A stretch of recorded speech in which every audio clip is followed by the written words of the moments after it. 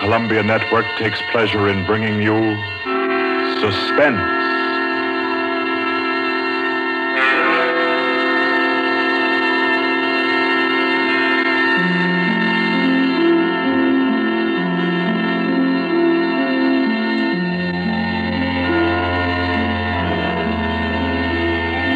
Suspense, Columbia's play theater of outstanding thrillers, produced and directed by William Spear and scored by Bernard Herrmann. The notable melodramas from fiction and stage and screen, from the world's great literature of entertaining excitement, presented each week to bring you to the edge of your chair, to keep you in suspense.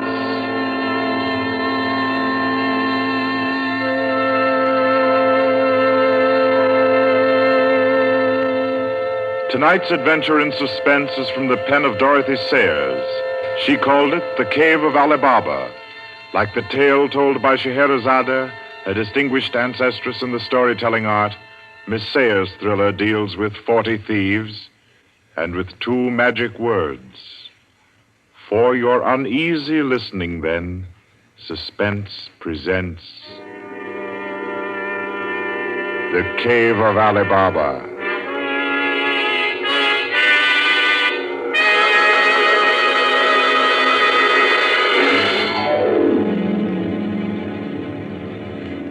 On a Saturday afternoon in January, in a grim and narrow house in Lambeth, a man sat eating kippers and reading the daily paper.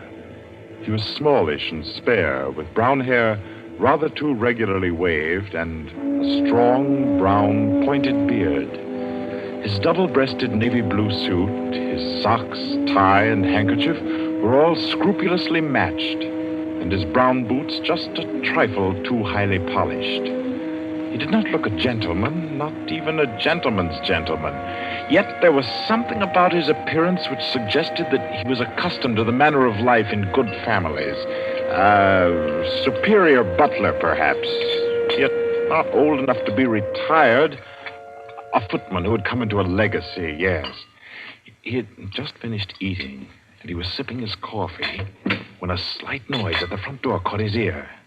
Swiftly, too swiftly for a quiet little man sitting eating kippers and reading his paper on a Saturday afternoon, he sprang up. He dashed through the small hallway and he flung the door open. Of course, no one in sight. The society is at least dramatic in its delivery of its correspondence. And as if he knew what he would find, he shut the door and turned to the hat stand in the hall. An envelope had been placed there. It was addressed to Joseph Rogers.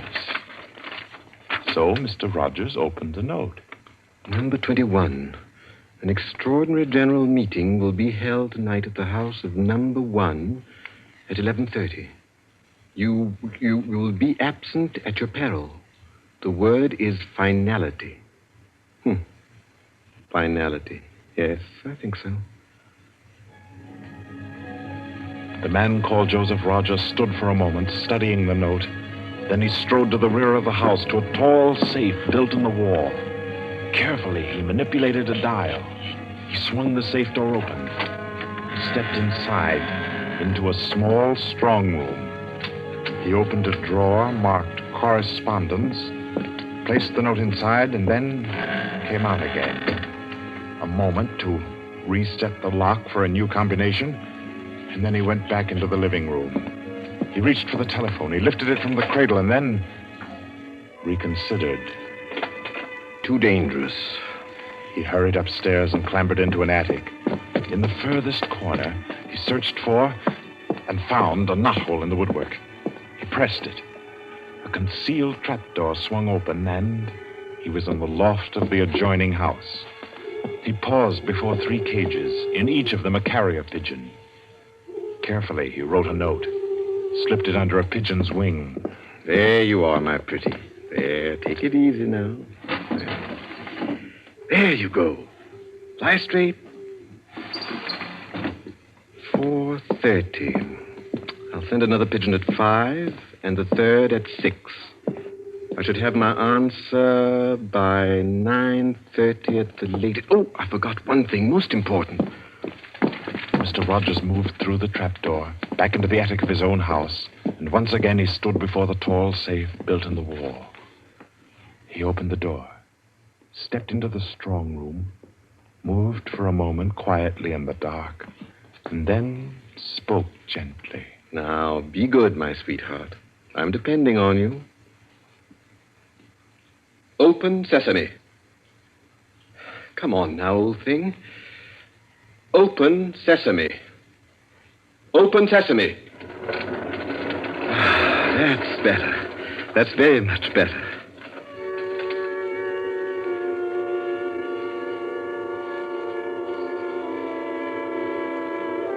By 9:30, his answer was back. All the little piece of paper said was a hasty okay. At a quarter before 11, he took his revolver from a locked drawer, inspected it carefully. Yes, loaded it with cartridges from an unbroken packet, and left the house. He walked quickly, keeping well away from the wall. And when he climbed on a bus, he sat next to the conductor, where he could watch all who got on and off. By 25 minutes after 11, he was out on lonely Hampstead Heath, pausing in the shadow of a large tree to adjust a black velvet mask on which, in white thread, was stitched the number 21. Then he stepped briskly to the door of the villa that lay before him and...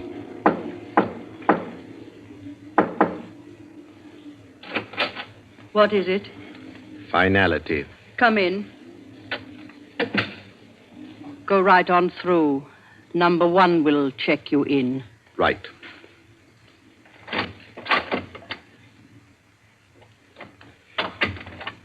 "21, sir. Lift your mask. Very well, 21. You may go on to the meeting room.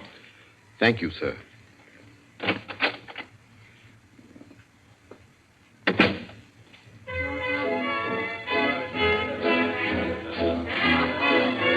The room of the villa in which Mr. Rogers now stood was a large one, a brilliantly lighted room. There was a gramophone in one corner, blaring out a jazz tune. To its rhythm, couples, masked men and women, were dancing. Some were in evening dress, some in tweeds and jumpers. In another corner of the room was the bar. Mr. Rogers went up to it and asked the masked man in charge for a double whiskey. He consumed it slowly, leaning on the bar. The room filled. Presently, someone moved across to the gramophone and stopped it. Mr. Rogers looked around. Number 1, the massive gentleman in evening dress who had checked him in, appeared on the threshold. A tall woman in black stood beside him. Her mask, embroidered with a white number 2, covered her hair and her face completely. Only her fine bearing, her white arms, and her dark eyes, shining through the eye slits, proclaimed her as a woman of power, of physical attraction. The masked dancers were silent now as number 1 spoke. Ladies and gentlemen, we are short 2 members tonight. I need not inform you of the disastrous failure of our plan for obtaining the plans of the Court Windlesham Heliscoper. Our courageous and devoted friends, number 15 and number 38, were betrayed and taken by the police. Some of you might fear that under examination these 2 would break down and give away our society. There is no need for such a fear. I gave the usual orders, and their tongues have been silenced. Their defense will be discreetly compensated in the usual manner. I call upon number 12 and 34 to undertake this agreeable task. They will attend me at my office for their instructions after the meeting. Will the numbers I have named kindly signify by raising their hands that they are able and willing to perform this duty? Thank you. Ladies and gentlemen, please take your partners for the next dance. The gramophone struck up again. Mr. Rogers turned to a girl near him in a red dress. She nodded, and they slipped into the movement of a foxtrot. The couples gyrated solemnly and in silence. Their shadows were flung against the blinds as they turned and stepped to and fro. The girl in red spoke to Mr. Rogers. What's happened? I'm frightened, aren't you? feel as if something awful was about to happen. It does take one a bit short. Number one's way of doing things. But it's safer like that. Oh, those poor men. No talking, please. You know the rules. Sorry. In silence, the dance continued. And then it came to an end. And then when it had finished, the dancers came again to where number one sat and waited with tense eagerness for him to speak. Ladies and gentlemen, you may wonder why this extraordinary meeting has been called. The reason is a serious one. The failure of our recent attempt was no accident. The police were not on the premises that night by accident. We have a traitor amongst us. This last failure was not the first.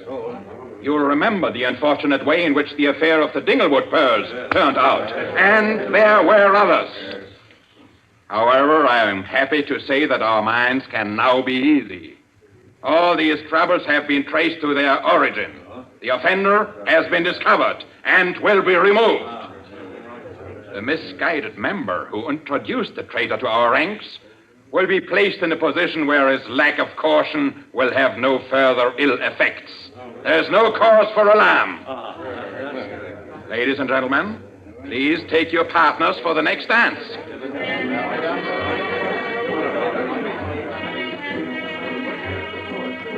Again, the gramophone took up its bizarre monotony, and the masked dancers glided and turned, and their movements were sharper, more staccato.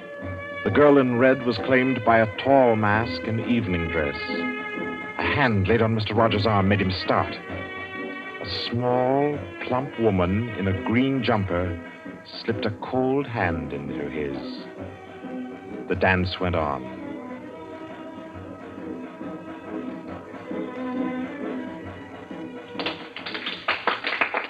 When it stopped, everyone stood detached, stiffened in expectation. The endless interval was over. Number one raised his voice. Ladies and gentlemen, you will no doubt wish to be relieved of the questions on your mind. I will name the persons involved. Number 37. No! Silence! I swear on it. Silence! You have failed in discretion. You will be dealt with. If you have anything to say in defense of your folly, I'll hear it later. Sit down. Number 37 sank down upon a chair. He pushed his handkerchief under the mask to wipe his face. Two tall men closed in upon him. The rest fell back. Ladies and gentlemen, I will now name the traitor. Stand forward. Number 21. Take off your mask. Number 37. This man was introduced to our society by you under the name of Joseph Rogers, formerly second footman in the service of the Duke of Denver, dismissed for petty thievery. Did you take steps to verify the statement? I did, as God's my witness. It was all straight. I had him identified by two of the servants. I asked all over about him. The story was true. I'll swear it was. Number 21. Your name has been given as Joseph Rogers. Is that your real name? Answer me. Is that your real name? No. What is your name? Peter Death Braddon Whimsy. Silence! My compliments, your lordship. We thought Lord Whimsy was dead. He was killed, so the paper said 2 winters ago, while shooting big game in Africa. He even left a will, proved of £500,000. To his mother, I believe, the Dowager Duchess of Denver. Lord Peter Whimsy, indeed. Well-known book collector, man about town, distinguished criminologist. Took an active part in the solution of several famous mysteries. Taking an active part, if you don't mind. So you deliberately led us to think you were dead and became Joseph Rogers to gain entrance to our society. What has become of the real Joseph Rogers? He died abroad. I took his place. And the end of your impersonation to uncover our society? Precisely. I see. The robbery of your own fete, upon which we congratulated ourselves, and which you helped to execute, was arranged. Obviously. The robbery of the Duchess, your mother, was arranged by you. It was. It was a very ugly tiara. No real loss to anybody with decent taste. The burglary of the Winthrop mansion, the theft of the necklace at Covent Garden, the others as well. You arranged them all. All. May I smoke, by the way? You may not. Numbers 15, 22, 39. You have watched the prisoner. Has he made any attempt to communicate with anybody? None. His letters and parcels have been opened. His telephone tapped and his movements followed. Even the water pipes in his house have been under observation for Morse code signals. You're certain? Absolutely. Then we may be sure that he has been alone in this adventure. Well, ladies and gentlemen, please take your... Very well. Take the prisoner away. And be sure you explain carefully to him first the manner of his death. I'm sure he'll enjoy it. Wait, at least you can let me die decently. Take him away. Stop, I have something to say, something to sell. We make no bargains with traitors. No, but listen. Do you think I haven't thought of this? I'm not a fool. I've left a letter. To whom? To the police. If I don't return tomorrow, it'll be opened. It's a bluff. The prisoner sent no letter. He's been strictly watched for months. I left the letter before I came to Lambeth. Then it can't contain no information of any value. Oh, but it does. The combination of my safe. Indeed?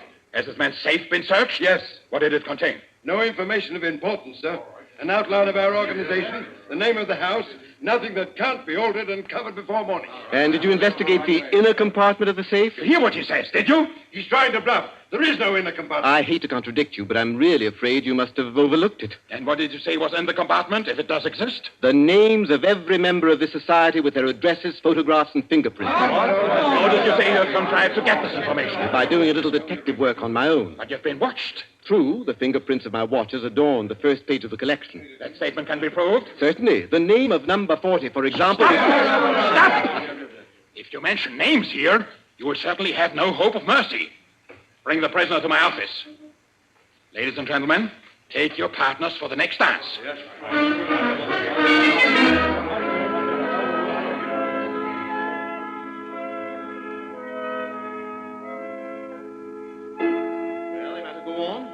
Prove that I know your gang from number 1 through number 25. Do you want me to prove that I know the others as well? My lord, your story fills me with regret that you are not, in fact, a member of our society. Wit, courage, and industry are valuable in an association like ours. I fear I cannot persuade you. No, I suppose not.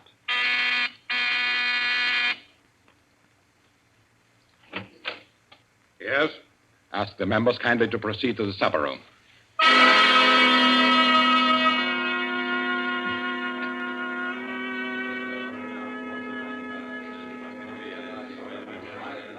Ladies and gentlemen, I'll not conceal from you the seriousness of the situation.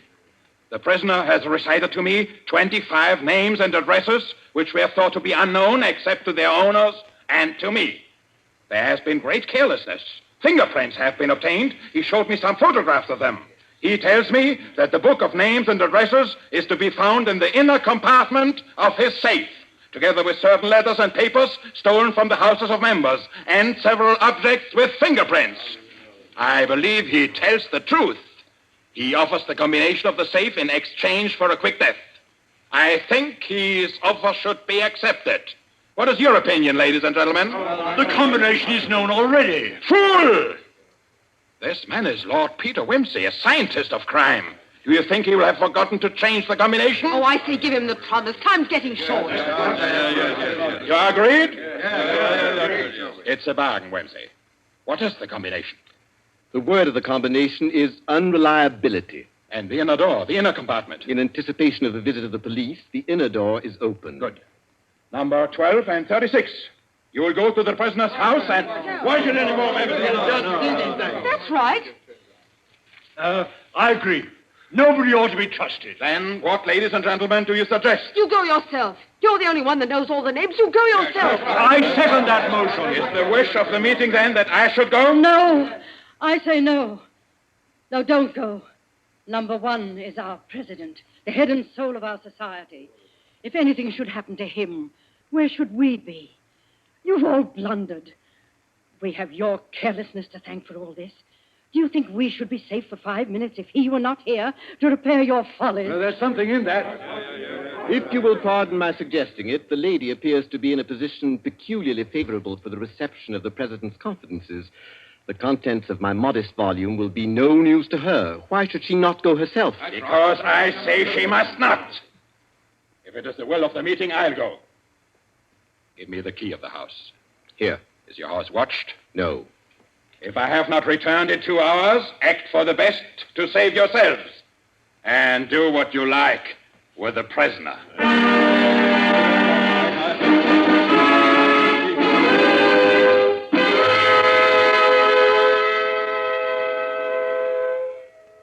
president has been gone 2 hours. Traitor! What's happened to him? How should I know? Perhaps he's looked after himself and gone while the going was good. Liar! Oh. He'd never do that. What have you done with him? Speak, or I'll make you speak. I can only form a guess, madam. I'm afraid that your president may quite inadvertently have left the door of the inner compartment closed behind him, in which case... Yes? Well, let me explain the mechanism of my safe. The inner compartment has 2 doors. The outermost opens outward with an ordinary key. Oh, do you think that the president is so stupid as to be caught in an obvious trap? Undoubtedly, he will have wedged open that inner door. Undoubtedly, madam. But the sole purpose of that inner door is to appear to be the only one. Hidden behind the hinge of that door is another, a sliding panel, also left open. Inside the compartment is the big, heavy ledger containing all the information about this society. This ledger lies on a steel shelf. Do I make myself clear? Oh, yes, go on. The steel shelf is balanced on a concealed spring. When the weight of the book, the ledger, is lifted, the shelf rises almost imperceptibly, and in rising, it makes an electrical contact. Now, let me draw a picture. Your president steps into the inner compartment, sees the book, takes it up, anxiously to examine to see if it's the right one. The shelf rises, the electrical contact is made, and the steel panel behind him slides into place. He's trapped. You devil! What is the word that opens the inner door? Quick, the word. Do you remember the story of Ali Baba and the 40 Thieves? Uh-huh. Well, when I had this safe constructed, my mind went back, well, call me sentimental if you will, to my childhood. The words that open the door are open sesame. Oh. How long can a man live in this devil's trap of yours? Oh, I should think he might hold out for a few hours if he didn't use up all the oxygen by hammering and yelling. I imagine if we go there at once, we'll be able to get him out all right. I'll go myself. I think you'd better take me with you. Why? Well, I'm the only person who can open the door. But you've given me the word. Yes, you have the word. But this door of mine, I'm rather proud of it. You know, it's my own invention. It's the latest thing. It will open to the words open sesame, all right. But to my voice only. Your voice? I'll choke your voice from my hands. Don't. What do you mean, your voice only? Don't clutch my throat like that. You'll wreck my voice, and then the door might not recognize it. There, that's better. The door got stuck for a week once, and when I had a cold. Is what he says true? Is it possible? Perfectly possible, madam. It'll have a microphone arrangement. Could be done also with light vibrations. We must let him go. Take the ropes off him. Let him go, nothing. He doesn't go to blab to the police. The president's done in, that's all. And we'd all better make traps while we can. It's all up, boys. Right. Chuck this fella down the cellar and fasten him in. I'll go and destroy the ledgers. 32, you know where the switch is. Give us a quarter of an hour to clear, then you can blow the place to glory. No, you can't leave one to die. He's your president, your leader. I won't let it happen. I won't. I'll free this man myself. Here, none of that now. Let me go. Let go of me. Think, Blaster, think. It'll be light in an hour or two. The police may be here at any moment. Police? Oh, yes. Yes, you're right. No, we mustn't imperil the safety of all for just one man. He himself would not wish it. Throw this man in the cellar and let's get out of here while there's time.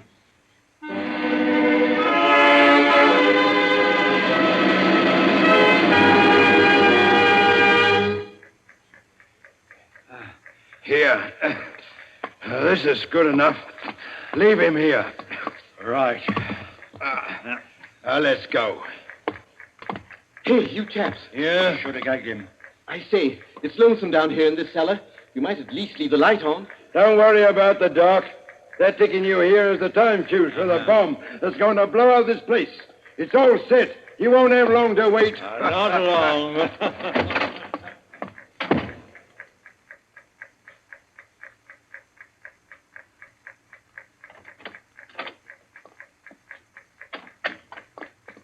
Who is it? Who's there? Hold still, so I can cut the ropes. Well, if it isn't two. My compliments, madam, on your loyalty to your president. Quick. They've set the time fuse. The house is mine. Follow me as fast as you can. Number one must be saved. And only you can do it. Well, how did you manage to? There's no time for questions. Get up and follow me. You will release him. You promise. I promise. But I warn you, madam, that this house is surrounded. When my safe door closed, it gave a signal to Scotland Yard. All the members of the society had taken. Never mind them. Here, outside. Quick. All right, who's there? Is that you, Inspector? Get your fellows away, quick. The house is going up in a minute.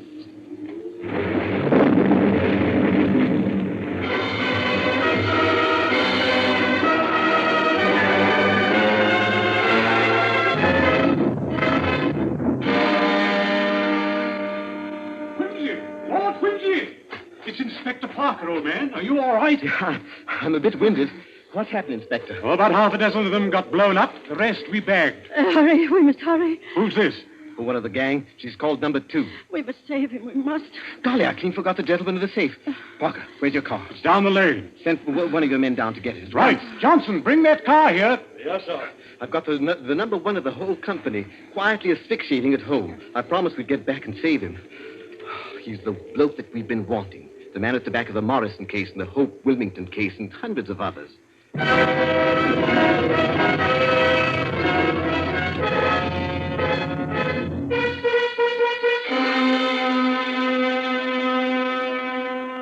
Is this it?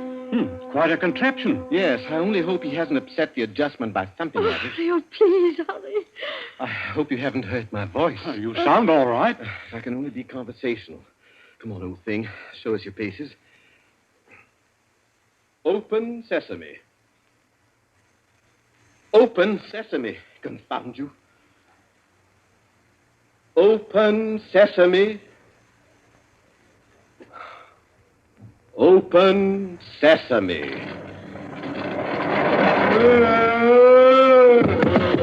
He's dead.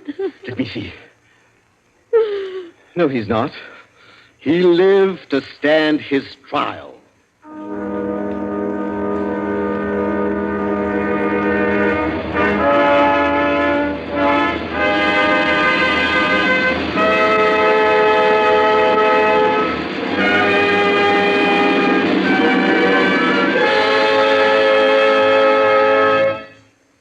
And so, all's right with the world, as it always is when Lord Peter Wimsey is involved.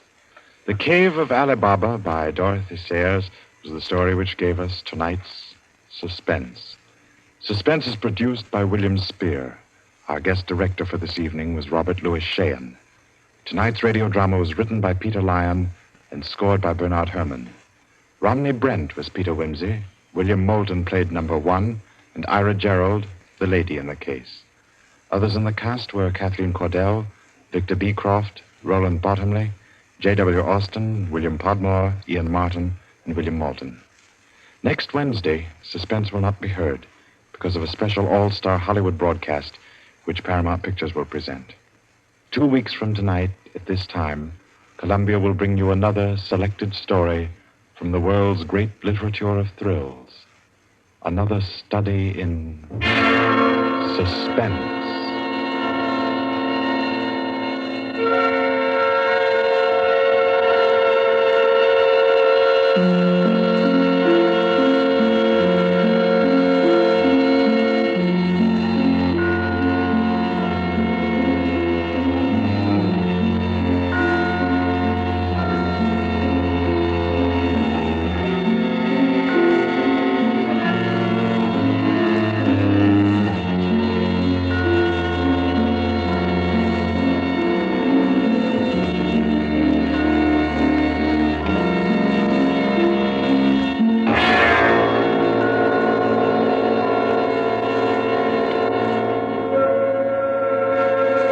This is Barry Kroger, and This is the Columbia Broadcasting System.